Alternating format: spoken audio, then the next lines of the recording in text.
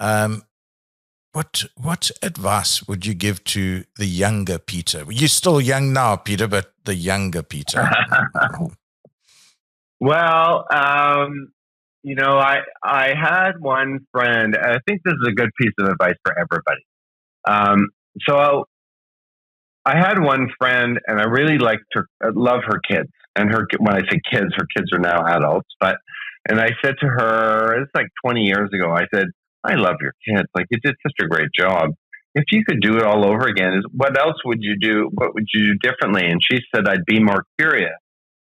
And because, if you think about it as a parent or as a business leader, you often think that, well, it's your job to kind of like lay down the law and tell it how it is or how it needs to be.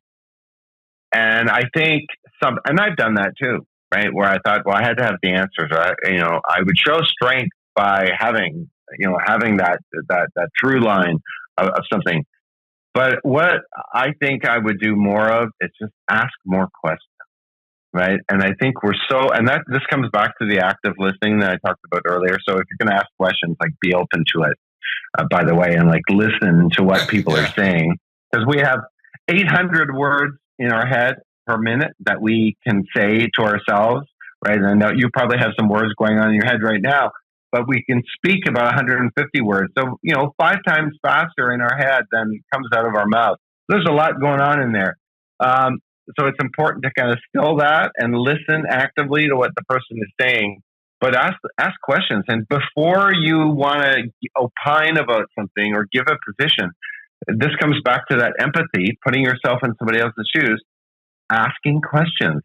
So tell me about that decision, and why did you think that was the best decision to make, and what led you there, and so on. Is a much better way than, well, that was dumb. Why'd you do it that way?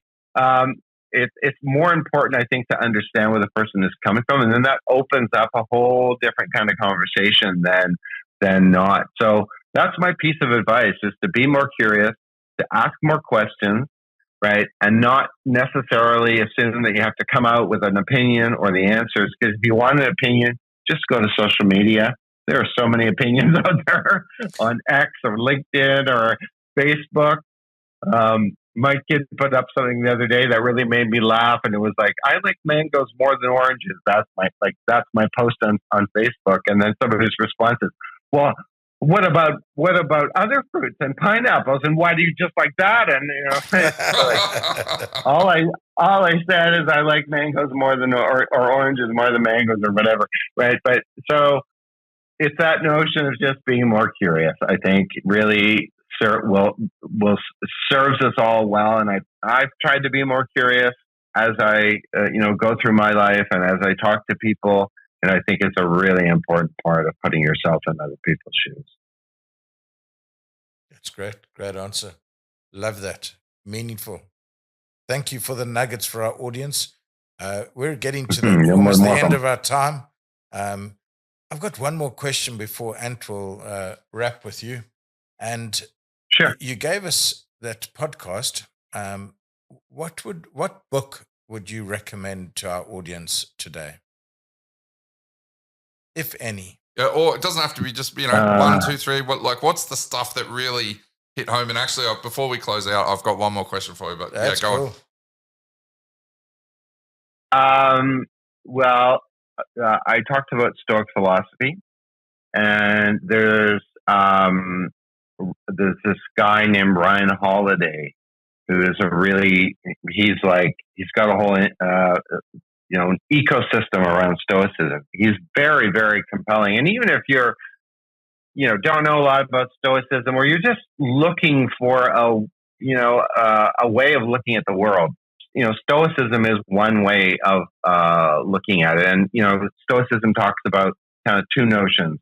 There's the stuff you can control and the stuff that you can't, right? And we spend a lot of time on the stuff that we can't control as opposed to the stuff we can. And so that's just one philosophy. And I spend less time worrying about the things I have no control over and more time worrying about the things that I can. But he's written a few books. One's called Discipline is Destiny, which is a Stoic virtue, and another one is about Courage is Calling. And I really like the book about courage. It's about, how, and I think it speaks to leaders, like how do you display courage and how do you show courage in a specific situation. So I would encourage people to go down that pathway. There's 4 Stoic virtues, and he's written books on 2 of them, and the other 2 books are going to come. So justice, temperance, courage, and wisdom are the 4 virtues. And so he's written books on discipline and courage, or temperance. So the other ones are coming.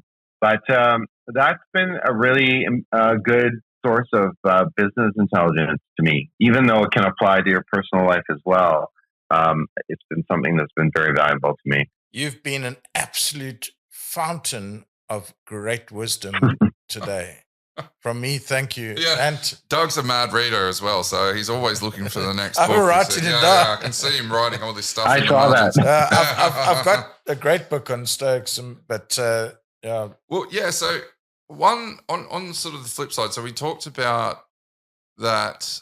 You would talk to your younger self and say, just stay curious, right? Ask more questions. And I can't agree with that more. I find that when I try and, let's say, if you try and repress that, it makes me unhappy, right? Because how else do you grow? And biological organisms, we evolve, we adapt. That's the whole thing, right? So on the flip side, is there any advice that you got, let's say, from someone during your career that you look back on now and say, actually, I should have avoided that, or that was bad advice?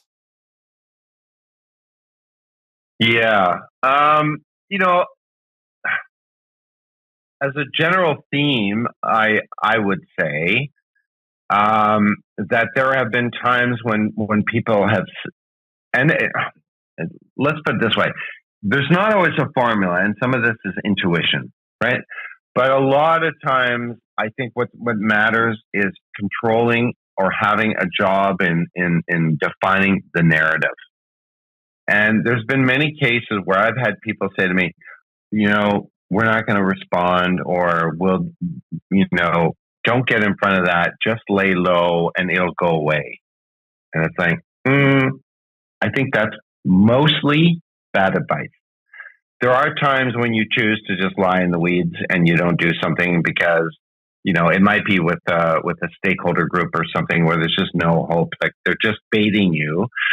But for the most part, I think the more you get in front of issues, the more you can tell your story, the more proactive and, a narrative defining. And I talked about that role of storytelling. Like a senior leader, half your time should be really, storytelling based. I think that's really critical. And so the advice that I've received is, to not be that storyteller. And I don't think that's good advice. I think it's a really important part of being a vibrant and useful executive is helping to tell and define the narrative and give examples, and that's what people will get behind. So don't hide your light under a bushel. Just to use a quote from the Bible, which I would not normally do, but it's a good quote. Don't hide your light under a bushel, and instead, get in front of things. And I think it's a much better way to go. I'm sure there's some lawyers out there that are probably going, no, don't do that. But I have done battle with some lawyers who just, no, don't say anything. I'm like, no, you have to say, you say within what's appropriate. You have to give a statement and you have to get in front of it. And just ignoring it and letting it lie. Guess what? Nature abhors a vacuum. It abhors a vacuum, and it'll fill it with something else. So at your peril, that's all I can say. It's been lovely just getting an understanding of how your mind thinks and works. And I just want to say that I hope Star realize how lucky they are to have Peter as their VP. Well, I have had good feedback, and I have had people say, they appreciate my style and they would like to, see more people like me. So that's that's good. I'm not perfect, at all. And I have my moments of self doubt and everything else, and I think we all do. But I think it's really important when you reach a senior position to also know that you have a role to play and you have a responsibility, and you need to show how things need to be. You need to live the values and you need to lead the way. So, thank you. Yeah, fantastic, Peter. I'm really grateful the fact that I know you're very busy. I know there's lots of stuff going on there. So the fact that you took an hour out of your schedule to do this with us, I think is a very noble gesture. So we are very, very appreciative of your time. Thank you. And it goes back to what I said earlier. You have to make time for these things. You have to give back. You can't just take. So thank you for giving me the opportunity. And hopefully there's a few nuggets in there that people can take and operationalize or incorporate into their own way of being. Absolutely. I don't think it was just me writing a few notes. I think we've got a few listeners or viewers out there that have been writing notes. Yeah, sure. I reckon. I mean, my head's just, especially the connection of the philosophy. So, I've got so many thoughts going on. I'm just trying to still my mind a little bit so I can actually just get this last bit done. So this is really good. Thank you. Right. So everybody, that brings us to the end of this episode of Enterprise Alchemy. As always, I'm Ant. And I'm Doug. And we will see you on the next episode.